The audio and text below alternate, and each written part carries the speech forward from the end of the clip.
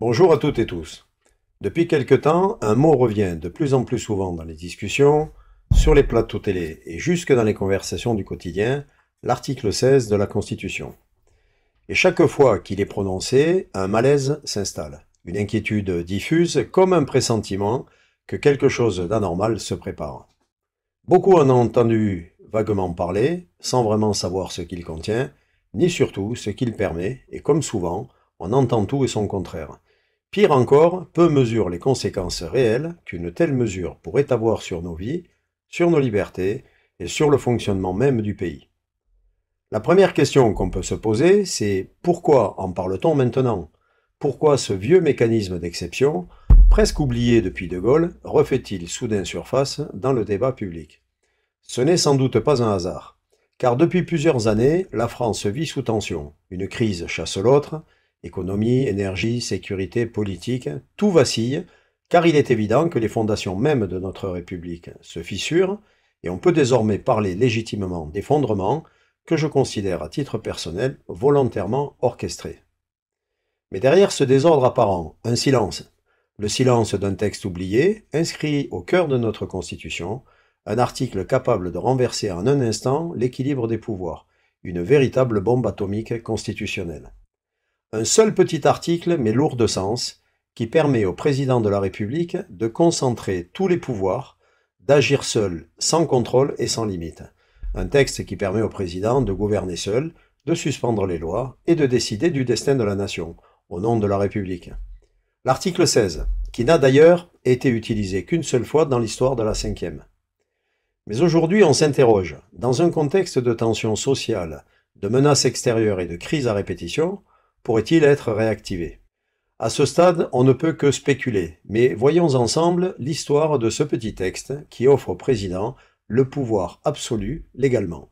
En 1958, la France est au bord du gouffre. La 4e République s'effondre sous le poids de l'instabilité, 24 gouvernements se succèdent en 12 ans, l'armée se révolte en Algérie, le pays s'enlise dans une guerre coloniale sans issue, à Paris, c'est la panique politique, plus personne ne parvient à gouverner.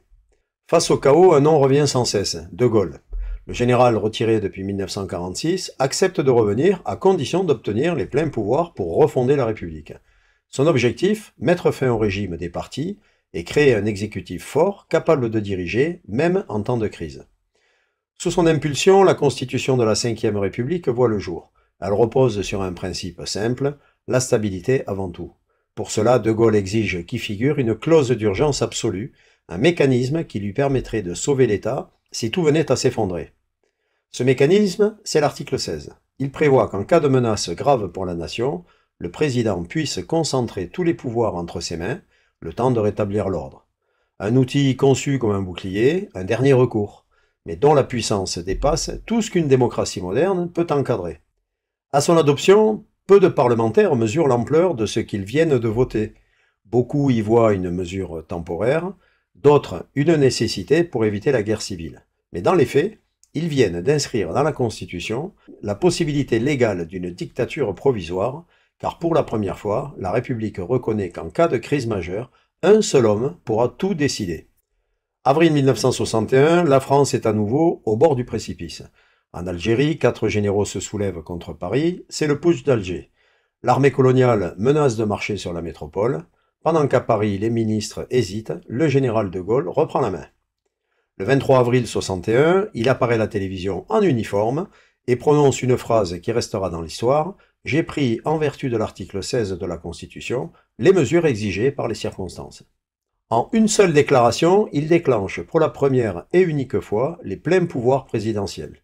Le Parlement est neutralisé, le gouvernement exécute ses ordres, la justice est placée sous tutelle. Pendant 150 jours, De Gaulle gouverne seul par décret et ordonnance. Certaines de ces ordonnances vont même jusqu'à créer des tribunaux militaires d'exception pour juger les putschistes. Quelques citoyens tentent alors de contester ces mesures devant le Conseil d'État. Leur recours donnera naissance à un arrêt historique, l'arrêt Ruben de Servente, rendu le 2 mars 1962.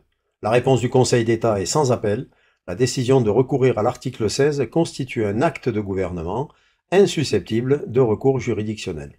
Autrement dit, aucun juge, aucune juridiction ne peut contrôler ni la décision du président de déclencher cet article 16, ni les actes qu'il prend durant son application. Les ordonnances présidentielles ont valeur de loi. Elles échappent donc à tout contrôle judiciaire. Ce jour-là, la France découvre qu'en période d'article 16, l'état de droit s'efface. Le président devient à la fois le législateur, l'exécutant et le juge suprême. Imaginez. L'expérience durera 5 mois. En septembre 61, De Gaulle lève les pleins pouvoirs et rend au pays son fonctionnement normal. Mais le précédent est créé. Juridiquement, rien n'empêcherait un futur président d'en faire autant, ou d'aller beaucoup plus loin. Plus de 60 ans après son adoption, l'article 16 de la Constitution française est toujours là, inchangé, prêt à être activé à tout moment. Il n'a jamais été abrogé, ni même sérieusement remis en question. Et pourtant, peu de citoyens savent ce qu'il contient vraiment. Voici ce qu'il dit mot pour mot. Lorsque les institutions de la République, l'indépendance de la nation, l'intégrité du territoire ou l'exécution de ses engagements internationaux sont menacées d'une manière grave et immédiate, et que le fonctionnement régulier des pouvoirs publics constitutionnels est interrompu, le président de la République prend les mesures exigées par les circonstances. Tout est là dans cette phrase. Si deux conditions sont réunies, une menace grave et immédiate et une interruption du fonctionnement des institutions, alors le président peut activer les pleins pouvoirs. Dans ce cas, il doit simplement consulter le Premier ministre, les présidents des deux assemblées et le Conseil constitutionnel. Mais il n'est lié par aucun de leurs avis. Il reste libre de sa décision, seul juge du danger, seul juge de l'urgence. Dès la mise en œuvre, le président peut prendre toutes les mesures exigées par les circonstances. Qu'est-ce que cela signifie concrètement? Eh bien, il peut gouverner par décret, légiférer sans le Parlement, suspendre des libertés publiques, mobiliser l'armée, contrôler les médias, modifier l'organisation de l'État, et tout cela dans une absolue légalité. Le Parlement, lui, ne disparaît pas. Il reste réuni, mais devient impuissant. Il ne peut plus voter ni censurer. Le gouvernement, quant à lui, ne fait qu'appliquer les décisions de l'Élysée. Les contre-pouvoirs n'existent plus. Alors, vous pourriez me dire ironiquement que ça ne changera pas beaucoup d'aujourd'hui, mais si, et pas qu'un peu. Autrement dit, dès que l'article 16 est activé, le régime semi-présidentiel de la Ve République, déjà omniprésent, bascule à un régime de pouvoir personnel. Un régime où le président concentre entre ses mains l'exécutif, le législatif et le commandement militaire. De Gaulle l'avait voulu pour sauver la République. Mais aujourd'hui, dans un monde où la peur et la crise sont devenues permanentes, ce mécanisme pourrait servir à toute autre chose. À première vue, on pourrait croire que la Constitution a prévu des limites. Qu'après tout, même sous l'article 16, le président reste encadré par la loi. Mais en réalité, ces garde-fous sont une illusion. Le texte précise bien que le président doit consulter le Premier ministre, les présidents de l'Assemblée nationale et du Sénat, ainsi que le Conseil constitutionnel. Mais ces consultations n'ont aucune valeur contraignante.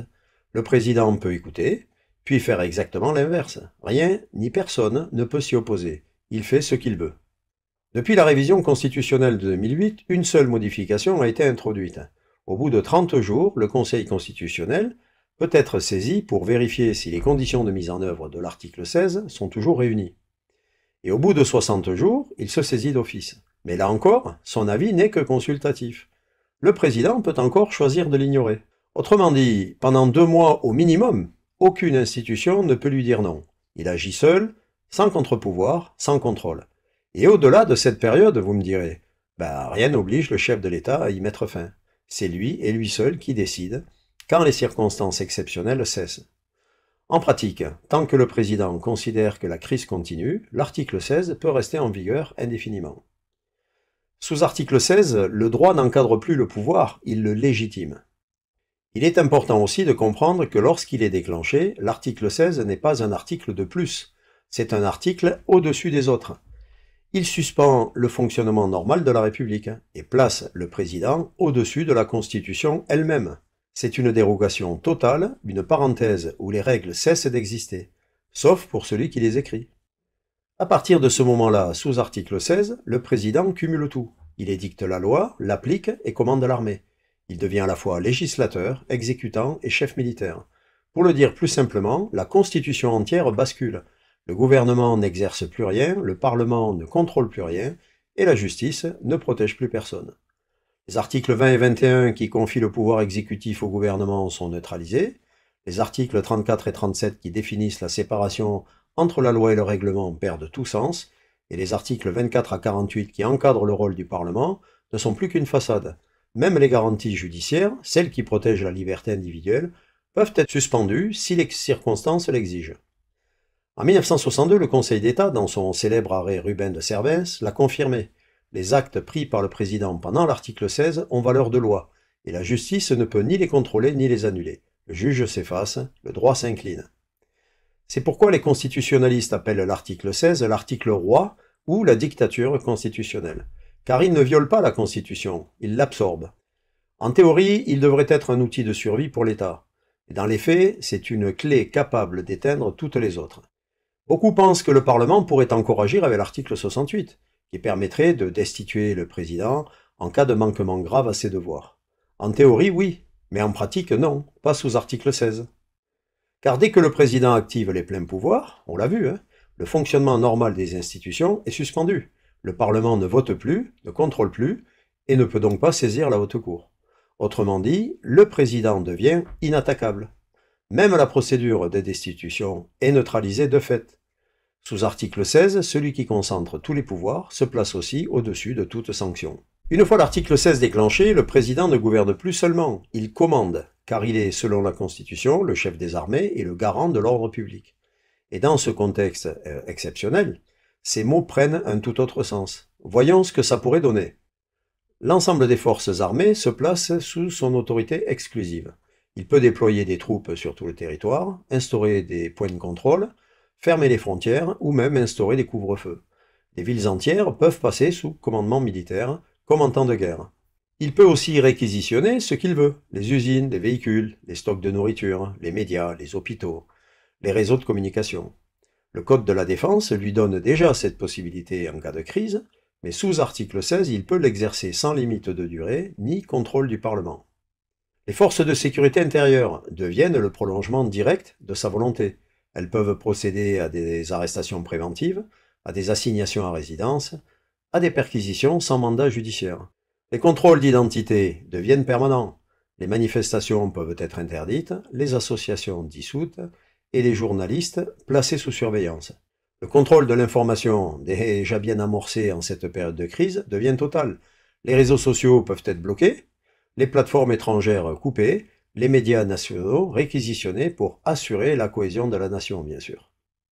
Les citoyens découvrent une autre France, celle des files d'attente, des rationnements, des couvre-feux, des mots d'ordre et des silences prudents. L'administration civile passe sous autorité militaire, les maires exécutent les ordres des préfets et les préfets reçoivent directement les consignes de l'Élysée. Le droit de circuler, de manifester et de s'exprimer peut être suspendu du jour au lendemain, et tout cela légalement au nom de la sauvegarde de la République. Vous en conviendrez, ce serait un véritable cauchemar pour nous tous. Vous l'avez compris, ce pouvoir pourrait être déjà dangereux entre les mains de quelqu'un de sage avec une haute probité, mais entre les mains d'un dirigeant autoritaire, impulsif ou mégalomane, il deviendrait dévastateur. Toute ressemblance avec une personne ou des situations réelles n'a rien de fortuit, suivez mon regard. Depuis plusieurs années, de nombreux observateurs, y compris des spécialistes étrangers, comme le professeur Adriano Segatori, qui est un psychiatre italien reconnu, s'inquiètent du caractère de plus en plus vertical du pouvoir et se sont interrogés dès 2007 sur la personnalité singulière de notre président. Segatori le décrit comme un homme intellectuellement brillant, charismatique, mais aussi extrêmement centré sur lui-même et qui ne répond qu'à lui-même, avec une faible tolérance à la contradiction et un besoin constant de contrôle. Il le qualifie même de psychopathe à forte intensité. Selon lui, ce type de profil fort, séducteur, sûr de sa mission, peut devenir dangereux lorsqu'il se convainc d'incarner seul la vérité, mais également parce que les conséquences pour autrui l'indiffèrent totalement, glaçant et inquiétant à la fois. Mais le malaise ne vient plus seulement d'une analyse psychiatrique. Il se répercute désormais dans son propre camp. Des figures proches du pouvoir ont pris publiquement leur distance. Gabriel Attal a récemment critiqué la manière dont le président décide seul. L'éditorialiste et ami de longue date Alain Menck a parlé d'un homme coupé du réel. Le député centriste Richard Ramos est allé plus loin, évoquant à l'Assemblée un président devenu fou, et bien d'autres témoignages en ce sens. Ceci dit, il leur aurait suffi de nous le demander il y a longtemps qu'on l'avait constaté. Ces prises de distance ne sont pas anodines. Elles dessinent la solitude croissante du pouvoir et le risque qu'un chef d'État isolé, refermé sur lui-même et persuadé d'avoir raison contre tous, finisse par agir sans frein. Un président qui crée lui-même les crises qu'il dénonce, puis rejette systématiquement la faute sur les autres. Les ministres qu'il accuse d'incompétence, les députés qu'il accuse d'obstruction, et surtout les Français qu'il méprise au plus haut point et qu'il rend responsables de ses propres échecs. Comme s'il leur reprochait de ne pas être à la hauteur et digne de sa vision. Dans ce rapport inversé au réel, tout désaccord devient une offense, toute opposition une trahison, et toute souffrance du peuple une preuve de son ingratitude. C'est la logique classique du pouvoir narcissique, créer le désordre, l'entretenir, puis se poser en seul sauveur. Le vrai danger, ce n'est pas la force d'un homme, c'est la certitude qu'il n'a plus besoin de personne pour décider, et dans ce cas, l'article 16 ne lui servirait pas à sauver la République, mais à se sauver lui-même. Un tel état d'esprit devrait fortement interroger. Que deviendrait un pouvoir d'exception confié à un homme déjà convaincu que son intuition suffit? Quand un président en vient à ne plus écouter ni ses alliés, ni ses citoyens, ni même ses propres ministres, la frontière entre autorité légitime et dérive autocratique devient extrêmement fine. Nous sommes coutumiers, malheureusement, de cette dérive déjà initiée, mais dans ce cas, l'état de droit ne serait plus suspendu pour protéger la nation, mais pour la soumettre. Sous l'article 16, le président ne serait plus seulement chef de l'État, il deviendrait chef du peuple, un rôle absolu qui ne ferait qu'alimenter son sentiment de toute puissance, déjà bien ancré. Et dans un pays fragilisé comme le nôtre, une telle dérive ne mènerait certainement pas à un retour à la stabilité, mais à la destruction du peu qu'il reste de confiance et d'unité nationale, à n'en pas douter. Alors vous me direz oui, mais pour activer l'article 16, le président doit officiellement justifier deux choses, qu'il existe une menace grave et immédiate, et que le fonctionnement des institutions est interrompu. Mais dans un monde où tout peut être présenté comme une menace, il suffirait d'un récit bien construit pour convaincre le pays que l'exception est devenue une nécessité. Sur le papier, plusieurs situations pourraient légalement justifier l'activation de l'article 16. Une guerre, une attaque étrangère, une insurrection intérieure, ou encore une catastrophe paralysant les institutions, et quand on observe la rhétorique du moment, on comprend à quel point ces prétextes peuvent être modelés à volonté. Mais allons plus loin en dressant ce qui ne sont pour l'instant que des hypothèses, mais qui dans les faits pourraient servir de prétexte en créant un choc émotionnel ou une peur collective pour transformer une crise ordinaire en crise d'État. Je vous propose 6 scénarios plausibles qui pourraient être utilisés par le président. Premier scénario, la menace étrangère. Peu de citoyens oseraient s'y opposer, car qui voudrait paraître du côté de l'ennemi, quand le pouvoir brandit la menace de la guerre? Deuxième scénario, le chaos social. Des émeutes, des grèves, des affrontements civils. Les médias parlent d'insurrection, le gouvernement de guerre intérieure. En quelques heures, le président pourrait décréter l'état d'exception au nom de la stabilité et de l'ordre républicain. Troisième scénario, la crise économique ou bancaire. Effondrement des marchés, retrait massif, panique financière. Sous prétexte de protéger les épargnants, l'État pourrait geler les comptes, contrôler la monnaie ou introduire une monnaie numérique d'urgence. Quatrième scénario, la catastrophe climatique ou énergétique. Rationnement, coupure, réquisition, le discours serait simple. Je dois prendre des mesures fortes pour sauver le pays, et là encore, personne n'oserait s'y opposer. Cinquième scénario, la désinformation, prétexte idéal du XXIe siècle. Sous couvert de lutter contre les fake news, ou fausses nouvelles en français, le président pourrait imposer le silence numérique, bloquer les réseaux sociaux et instaurer une parole unique officielle. Enfin, sixième scénario, le blocage politique. Un parlement divisé, des institutions paralysées, une crise institutionnelle volontairement entretenue. Il suffirait de dire « Bon, vous n'arrivez pas à vous entendre et vous offrez une image de la politique déplorable. Je prends mes responsabilités pour établir le fonctionnement de l'État. » Et la boucle serait bouclée. Pour chacun de ces prétextes, le président pourrait aisément se poser en sauveur et dire « Les institutions ne peuvent plus agir, je prends mes responsabilités pour garantir la continuité de la nation. » Ce serait conforme à la Constitution, mais rien n'empêcherait de dérober la vérité derrière l'apparence. Toutes ces situations ont un point commun, la peur, car la peur rend le peuple docile, elle fait taire les débats, justifie l'urgence et transforme l'autorité en providence. C'est le plus vieux ressort du pouvoir, créer la panique, puis offrir la sécurité en échange de la liberté. Aujourd'hui, dans un monde saturé de crises, d'alertes, de menaces, il serait facile de convaincre les Français que le danger est là.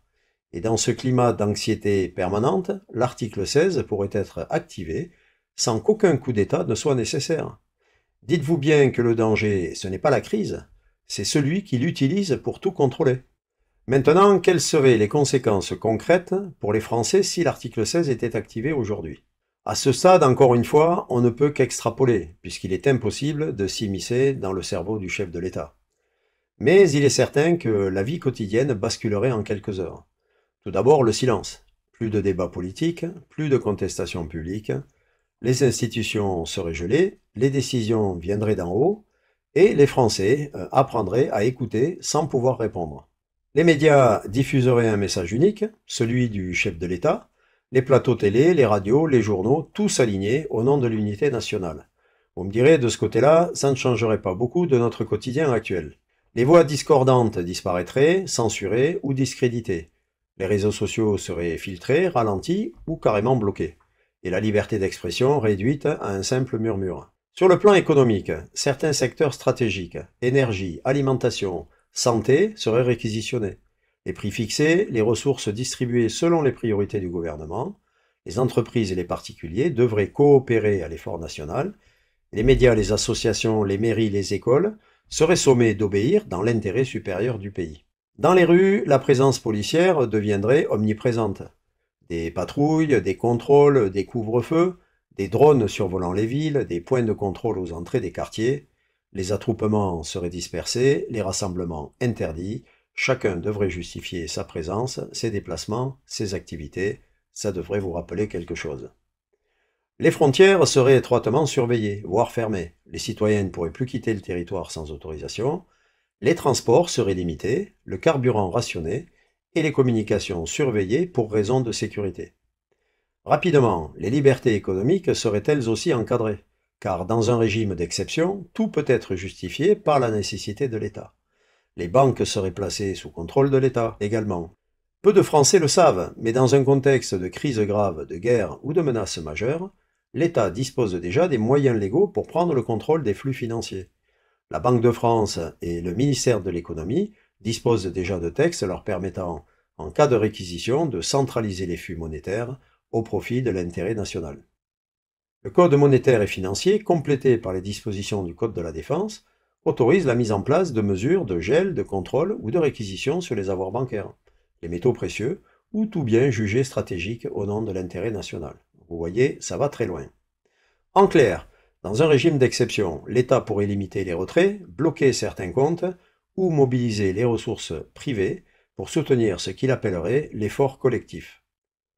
L'argent des Français deviendrait alors, le temps de la crise, une ressource d'État, et dans une période de recherche d'argent forcenée par le pouvoir, on imagine bien la tentation de nous voler. Et encore une fois, ceci toujours sans vote, sans débat et sans recours.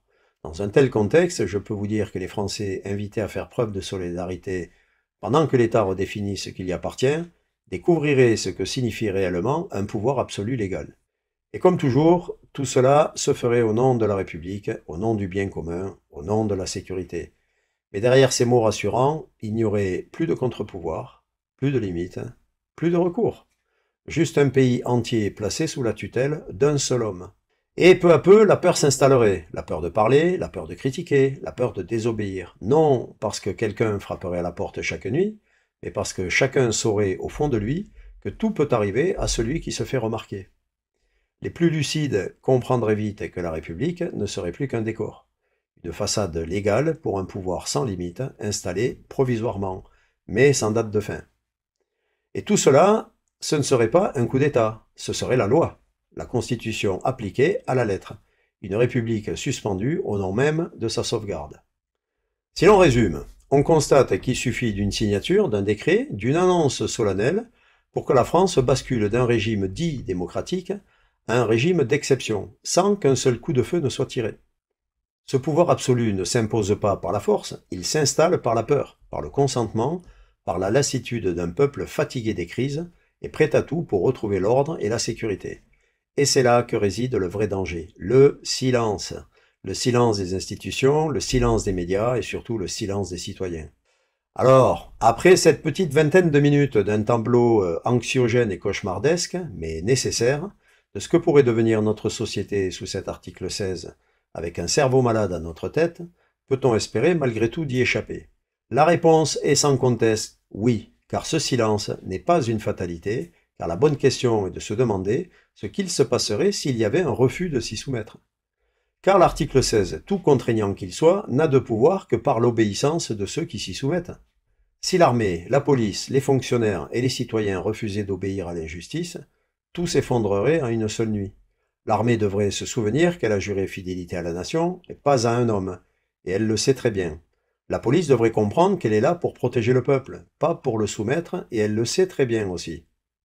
Les fonctionnaires également devraient cesser d'obéir, par habitude, et redevenir les serviteurs du bien commun. En clair, sans le relais de l'armée et des forces de l'ordre, l'état d'exception s'effondre. Et les citoyens qui sont le nombre devraient retrouver le courage de se lever, de tendre la main à leurs voisins et de dire ensemble « assez, ça suffit ».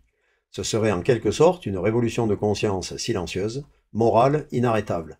Les décrets tomberaient dans le vide, les ordres resteraient sans effet et le pouvoir absolu se dissoudrait dans le refus collectif. Car un gouvernement ne tient pas par la force, mais par le consentement de ceux qu'il gouverne. Le jour où ce consentement s'éteint, le pouvoir d'un seul s'effondre, et la République renaît, portée par le peuple, qui reprend sa place. Je sais d'expérience que pour beaucoup aujourd'hui, tout ceci ressemble à du blabla, soit parce qu'ils sont dans le déni, ou que le combat leur paraît perdu d'avance, et pourtant, s'ils y réfléchissaient sans se faire déborder par leur peur, ils verraient que rien n'est jamais perdu. Je le redis encore et toujours, l'espoir ne viendra pas d'en haut, il n'y a pas non plus de sauveur, vous êtes chacune et chacun votre propre sauveur. L'espoir, il viendra d'en bas, du cœur battant du pays, de celles et ceux qui refusent d'avoir peur et qui comprennent que la nation n'est forte que lorsque ses citoyens sont debout, unis et solidaires. Car oui, l'article 16 est une arme nucléaire juridique, mais aucune arme n'a jamais pu désarmer la volonté d'un peuple libre. L'histoire nous l'a montré, tout ce qui peut être mis en place finit par l'être, sauf quand la nation tout entière dit non. Tant que vous vous contenterez de mettre des pouces et des j'aime en restant derrière vos écrans, croyez-moi, rien ne changera. Et plus vous attendrez, plus dure sera la chute et plus la pente sera difficile à remonter. Car pendant que beaucoup dorment, nos ennemis de l'intérieur, eux, ne dorment jamais. Une des rares vérités prononcées par ce président félon aura été de dire que nous sommes en guerre. Mais en omettant de préciser en guerre contre le peuple de France, dont il est constitutionnellement le garant, aidé de sa petite cour de privilégiés, à la solde d'une autocratie européenne, faut-il encore le rappeler, non élue et illégale depuis le traité de Lisbonne, à laquelle nous ne devrions accorder aucune légitimité. J'en ai largement parlé dans la vidéo 8 dédiée à cette arnaque européenne. Souvenez-vous que le pouvoir absolu ne se conquiert plus par les armes, il s'impose par la loi et par le silence de ceux qui n'osent plus parler. Alors, ne vous taisez plus, parlez, rassemblez-vous, faites nation, levez-vous, c'est pas faute de le dire. Restez optimistes, ne baissez pas les bras. Ils sont aux abois comme le sanglier aux fermes que j'avais déjà évoqué dans ma vidéo sur la France en grand danger. N'ayez pas peur. Peur de quoi et peur de qui au juste? Car si vous avez peur aujourd'hui, si vous restez immobile et résigné, alors je vous le dis, demain ça ne sera plus de la peur, ce sera de la terreur. Mais la bonne nouvelle, c'est qu'un vent se lève, un vent de dégagisme qui balaie peu à peu les mensonges, qui gronde dans les campagnes, dans les villes, dans le cœur de ceux qui ont compris. Ce vent-là ne faiblit plus, il s'amplifie jour après jour, porté par un ras-le-bol généralisé que plus rien ne pourra étouffer. A raison d'ailleurs. Pas un jour ne passe sans qu'un nouveau scandale n'éclate, sans qu'un pan de ce marais putride qui est devenu notre pays ne remonte à la surface. Et que dire de cette Europe décadente, dévoyée de sa lointaine mission première, devenue la cour des petits rois sans peuple? Qu'ils en soient sûrs, leur monde touche à sa fin, la marmite bout et le couvercle est prêt à sauter. Les citoyens sont de plus en plus nombreux à se réveiller, à comprendre que la situation du pays est gravissime, et c'est tant mieux. Car le syndrome du frigo vide, lui, ne trompe personne. Quand le ventre crie, le peuple se lève. Alors oui, le déclencheur viendra peut-être de là, mais peu importe ce qu'il allumera. Car une fois debout, aucun article, aucune loi, aucun homme, aussi puissant soit-il, ne pourra réduire la France au silence. Car un peuple qui se relève, même tard, finit toujours par reprendre sa place. Au final, le vrai danger n'est pas que l'article 16 existe. Le vrai danger, c'est qu'un jour un homme sans limite décide de s'en servir, et que le peuple, cette fois encore, ne dise rien. Finalement, article 16 ou pas d'ailleurs, ne lâchez rien. Il en va de notre survie et surtout de celle de notre descendance. N'abandonnez jamais votre idéal de vie pour eux, mais aussi pour vous. Il ne tient qu'à nous tous ensemble qu'il se réalise. Alors, haut les cœurs et on se bouge. Merci de votre attention. Bien, compte tenu de la situation actuelle, qui connaît une aggravation notable en raison du marasme politique actuel et dont personne aujourd'hui n'est en capacité de dire comment elle va évoluer, je profite de l'instant pour vous inciter à vous préparer comme je le conseille déjà depuis plusieurs années.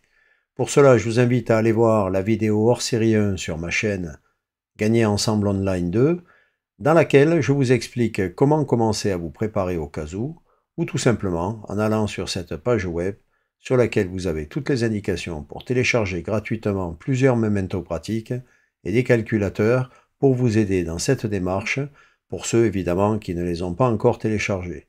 En vous souhaitant un bon visionnage à toutes et à tous.